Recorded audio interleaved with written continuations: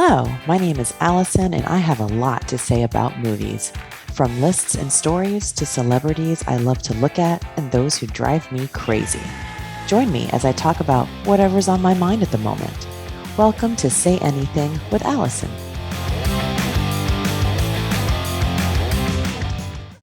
Hey guys, welcome to another episode of Say Anything with Alison. I am your host, Alison.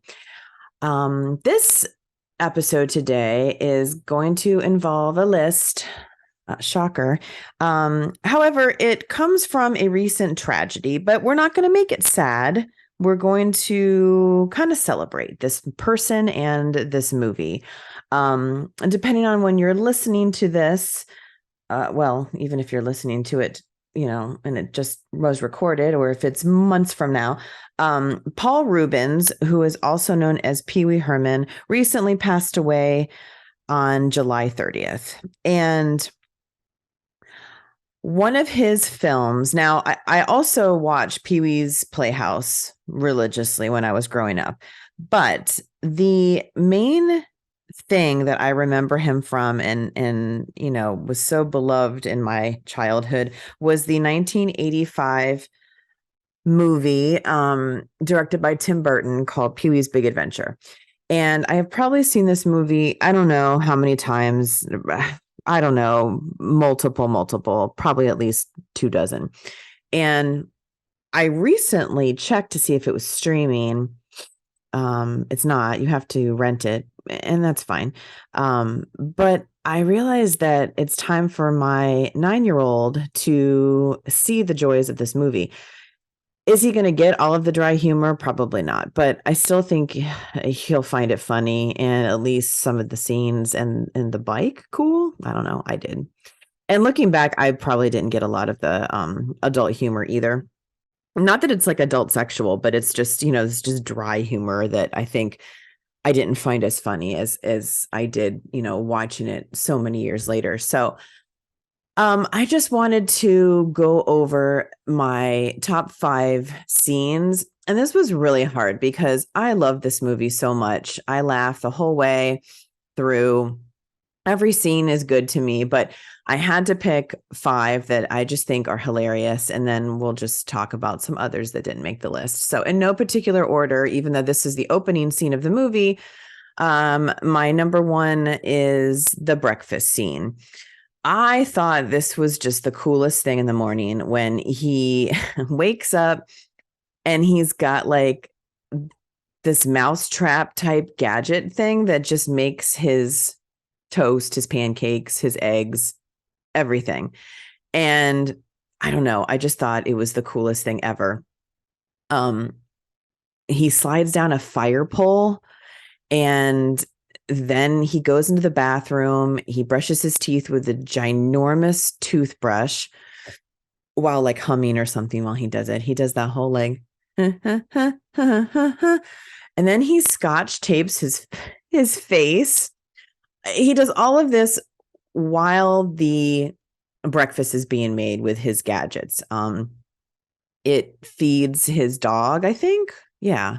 I think he feeds his dog Speck. I know he says something to his dog. God, I hope he made that thing to feed his dog and not just him. But he gets all this food. He has pancakes and bacon as the mouth and over easy eggs as the eyes. And then he proceeds to pour Mr. T's cereal all over the plate. And then he makes the bacon talk. He says like, I pity the fool. It bothered me so much, even young, when he poured this nasty looking cereal. I was never a big cereal person, especially this like hard, crunchy looking sugary stuff. He poured it all over that yummy food. Then he takes one bite and he blots his lips and he's like, okay, I gotta go. And I was just like, well, what about all the food? I don't know. That bothered me. So I guess he's full. Then he goes out to get his bike, his precious bike. So that was number 1. Number 2, I love the Alamo scene. Jan Hooks plays Tina, the tour guide. And she is just so funny. She clearly has no clue that Pee-wee is in a big rush.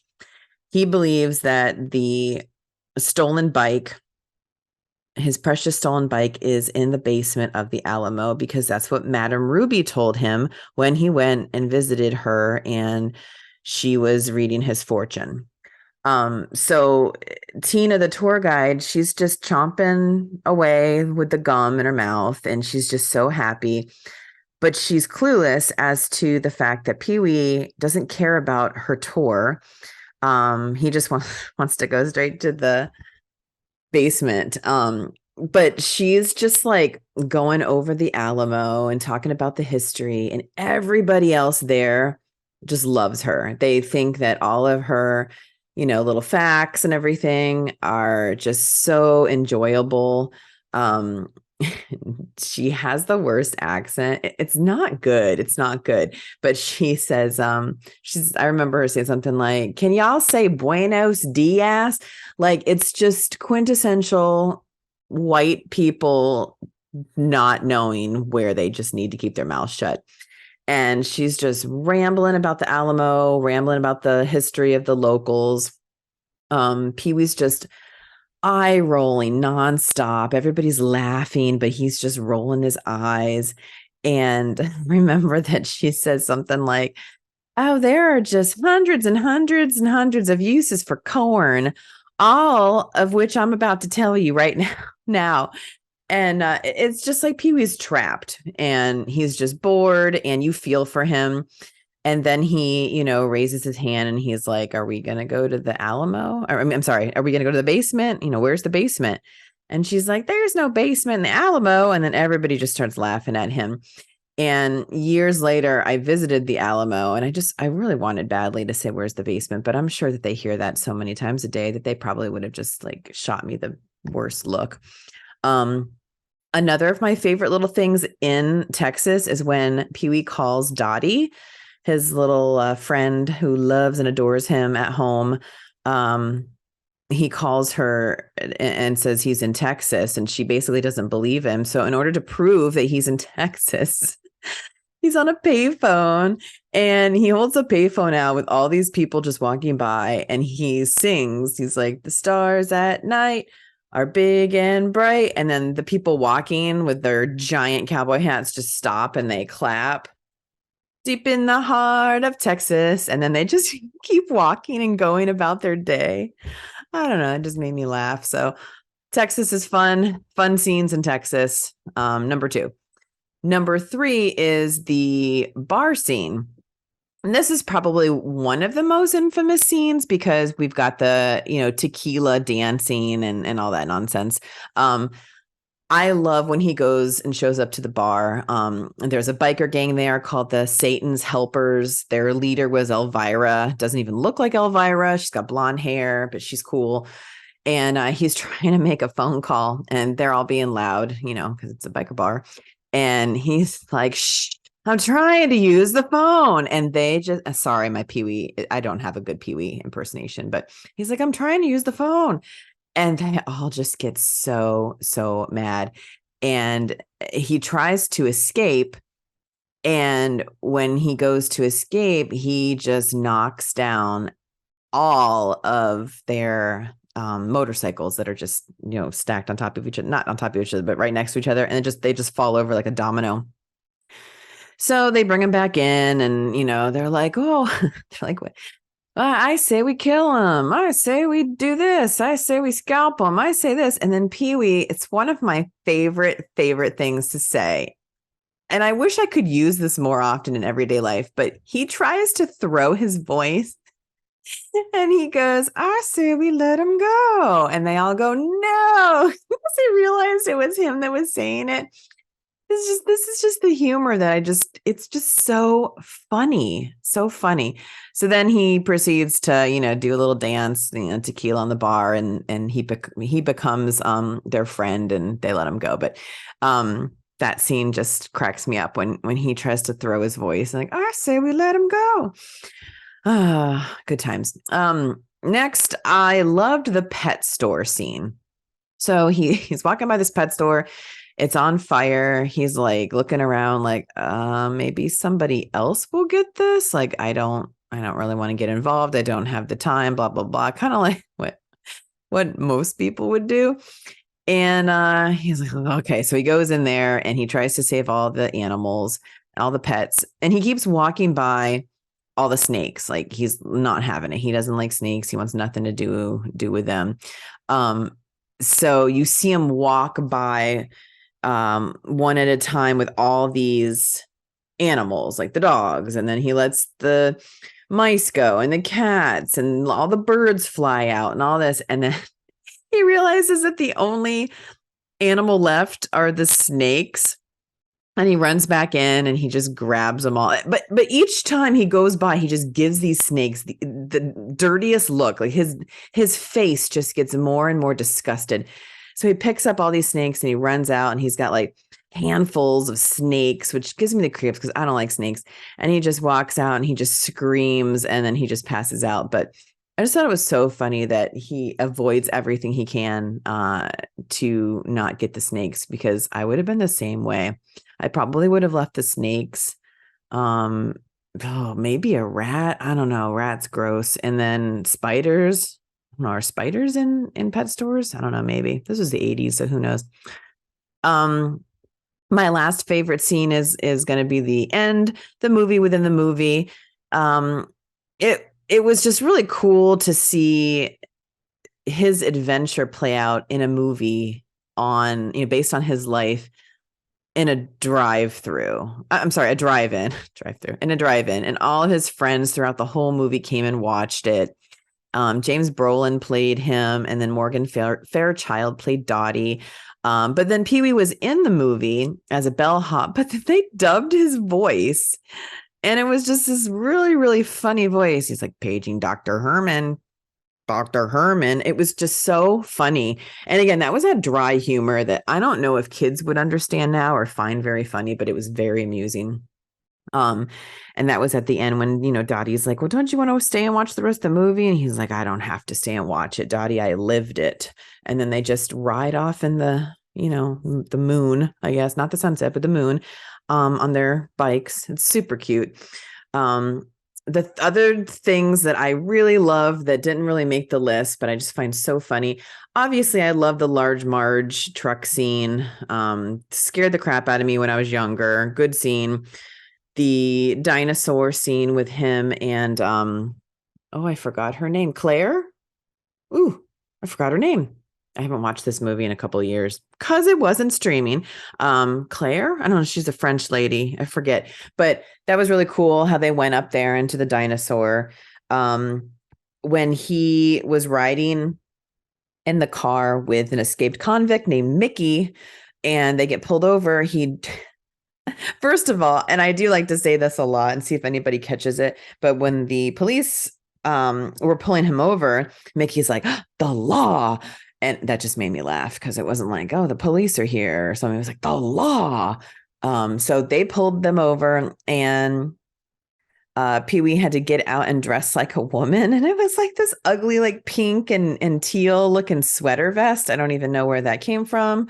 But he fooled the law into thinking that it was his wife or whatever. And they were just on a, trip. And that's where the whole, quote from Pee-wee where he says, why don't you take a picture? It'll last longer. That was in this scene because he wanted to take a picture of her in this cute little dress.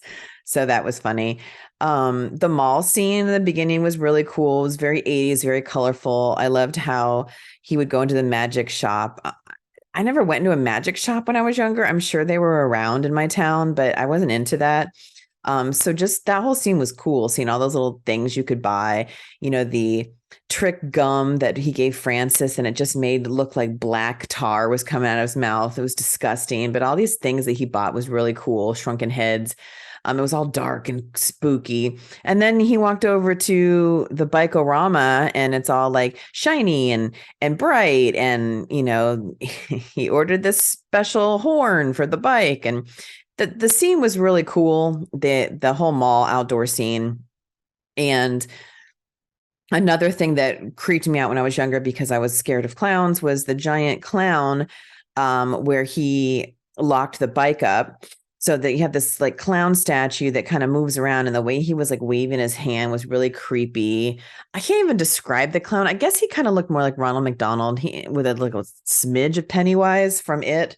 But I don't know. I don't know why Pee-wee chose to hook him up to that, because he didn't like him either, but it was pretty creepy. And he pulls out like 100 miles of chain to lock up the bike. And then when the bike is stolen, they make it look like the clown is laughing, and they just keep focusing in on his creepy arm that's moving in his face. So the whole mall scene was done really well. And then in the beginning, after the bike gets stolen, he brings all of his friends and neighbors and stuff together, kind of does like this interrogation with all these exhibits and stuff in this room in the basement, and goes for hours and hours. And he's trying to say, like, where were you the night my bike was stolen, and exhibit A and exhibit B and all this. And everybody is paying attention and kind of like looking intrigued, I guess. Like, they're like, they really genuinely want to help him, except for Larry. Amazing Larry. And he looks over and he's like, is there something you could share with the rest of us, Amazing Larry? Because Amazing Larry is just talking to the guy sitting next to him nonstop. This guy, I don't know what his deal is. He has a mohawk. It's like pink and green. I think it's got blue in it. He's dressed really weird. He looks like he might be like a voodoo person. I don't know, but I wanted more from him. Like, why is he so amazing? Why is he dressed like that? What? I don't know. He intrigued me, but that's all we get from Amazing Larry. He just liked to talk, and Pee-wee called him out, and it was just really funny. How he was just like, is there something you can share with the rest of us, Amazing Larry? So yeah, I would like to know, where's Amazing Larry now? What happened? Overall, this movie just has so many funny scenes. I can't wait to watch it again, because like I said, it's been a couple of years.